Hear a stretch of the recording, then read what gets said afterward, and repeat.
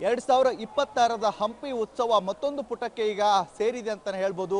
ಅದರಲ್ಲೂ ಹಂಪಿ ಉತ್ಸವಕ್ಕೆ ನೋಡಲಿಕ್ಕೆ ಬರುವಂತ ಪ್ರವಾಸಿಗರಿಗೆ ಬಹಳಷ್ಟು ಮನರಂಜನೆ ಈ ಫಲಪುಷ್ಪ ಪ್ರದರ್ಶನ ಮತ್ತು ಅನೇಕ ವಸ್ತುಗಳ ಪ್ರದರ್ಶನವನ್ನ ಜಿಲ್ಲಾ ಆಡಳಿತ ಕೂಡ ಮಾಡಿಕೊಂಡಿದೆ. ನಾವೀಗ ಫಲಪುಷ್ಪ ಪ್ರದರ್ಶನ ಮತ್ತು ವಸ್ತುಗಳ ಪ್ರದರ್ಶನ ಏನಿದೆ ಅಲ್ಲಿದ್ದೀವಿ, ನೀವು ಗಮನಿಸಬಹುದಾಗಿದೆ.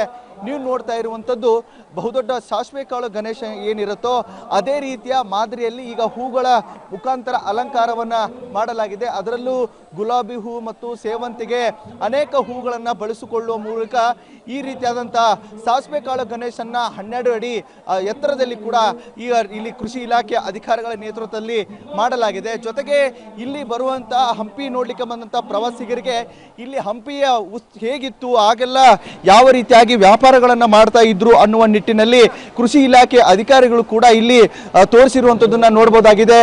ಈಗ ನೋಡ್ತಾ ಇರುವಂತಹ ವಿಡಿಯೋ ಅದು ರಾಜಬೀದಿಯಲ್ಲಿ ಹಂಪಿಯ ಬಜಾರ್, ಅಂದ್ರೆ ರಾಜಬೀದಿಯಲ್ಲಿ ಹಿಂದಿನ ಕಾಲದಲ್ಲಿ ಕೂಡ ಸಾಕಷ್ಟು ಇಲ್ಲಿ ಮುತ್ತು ಬಂಗಾರಗಳನ್ನ ಷೇರು ಮುಖಾಂತರಗಳನ್ನ ಮಾರಾಟ ಮಾಡ್ತಿದ್ರು ಅಂತ ಪುಸ್ತಕದಲ್ಲಿ ಸಾಕಷ್ಟು ದಾಖಲಾತಿಗಳ ಮುಖಾಂತರ ಹೇಳಿದ್ದು ಇದೆ. ಅದೇ ರೀತಿಯಾಗಿ ಈಗಿರುವಂತ ಮಕ್ಕಳು ಅಂದ್ರೆ ಎಲೆಕ್ಟ್ರಾನಿಕ್ ಈಗಿನ ಯುಗ ಮಕ್ಕಳೆಲ್ಲರೂ ಕೂಡ ಮೊಬೈಲ್ ಇಂಥದ್ರಲ್ಲಿ ಇರುವಂತ ಮಕ್ಕಳಿಗೆ ಹಂಪಿ ಉತ್ಸವ, ಹಂಪಿಯ ಸಡಗರ ಏನು, ಹಂಪಿಯಲ್ಲಿ ಯಾವ ರೀತಿಯಾಗಿ ಈ ರೀತಿ ಸಂಸ್ಕೃತಿಗಳು ಇತ್ತ ಅನ್ನೋದಕ್ಕೆ ತೋರಿಸುವಂತ ಕೆಲಸವನ್ನ ಸಹ ಮಾಡಿದ್ದಾರೆ ಅಂತಾನೆ ಹೇಳ್ಬೋದು. ಜೊತೆಗೆ ಈಗ ನೋಡ್ತಾ ಇರುವಂತ ಕೃಷ್ಣದೇವರಾಯ ಅರಸವರ ಪುತ್ಥಳಿ ಏನಿದೆ ಆ ಪುತ್ಥಳಿಯನ್ನ ಕೂಡ ಇಲ್ಲಿ ಹೂವಿನಿಂದ ಅಲಂಕಾರ ಮಾಡಲಾಗಿದೆ. ಇಲ್ಲಿ ಬಂದಂತ ಏನು ನೋಡಕ್ ಬಂದವರಿಗೆಲ್ಲ ಏನು ಕೃಷ್ಣದೇವರಾಯ ಅವರ ಪುತ್ಥಳಿಯನ್ನ ತೋರಿಸುವಂತ ಕೆಲಸವನ್ನ ಸಹ ಇಲ್ಲಿ ಮಾಡಲಾಗಿದೆ. ಇನ್ನು ಈ ಪಕ್ಕದಲ್ಲಿ ನೋಡಬೇಕಾಗಿರುವಂತ ತಪವನ ಇದು. ಇಲ್ಲಿ ತಪವನದಲ್ಲಿ ನಾನಾ ರೀತಿಯ ಗಿಡಗಳನ್ನ ಕೂಡ ಇಲ್ಲಿ ನೋಡಬಹುದಾಗಿದೆ. ಸಾಕಷ್ಟು ಹೊರಗಡೆ ಹೋದಂತ ಸಂದರ್ಭದಲ್ಲಿ ಆ ಸಸಿಗಳ ಬಗ್ಗೆ ಇಲ್ಲಿಯ ಜನರಿಗೆ ಕೆಲವೊಂದಿಷ್ಟು ಮಾಹಿತಿಗಳು ಕೂಡ ಇರೋದಿಲ್ಲ. ಕೆಲವೊಂದಿಷ್ಟು ಈ ಗಿಡಗಳನ್ನ ಮನೆ ಒಳಗಡೆ ಕೂಡ ಇಟ್ಕೋಬಹುದು ಅನ್ನುವ ನಿಟ್ಟಿನಲ್ಲಿ ಕೂಡ ಹೀಗೆ ಮಾಡ್ಕೊಂಡಿದ್ದಾರೆ ಅಂತ ಹೇಳ್ಬೋದು. ಈಗಾಗಲೇ ಕೃಷಿ ಇಲಾಖೆಯಿಂದ ಮಾಡಿರುವಂತಹ ವಿವಿಧ ರೀತಿಯ ಫಲಪುಷ್ಪ ಪ್ರದರ್ಶನಗಳನ್ನ ಸಾಕಷ್ಟು ಪ್ರವಾಸಿಗರು ಕೂಡ ಬಂದು ಗಮನಿಸ್ತಾ ಇದ್ದಾರೆ.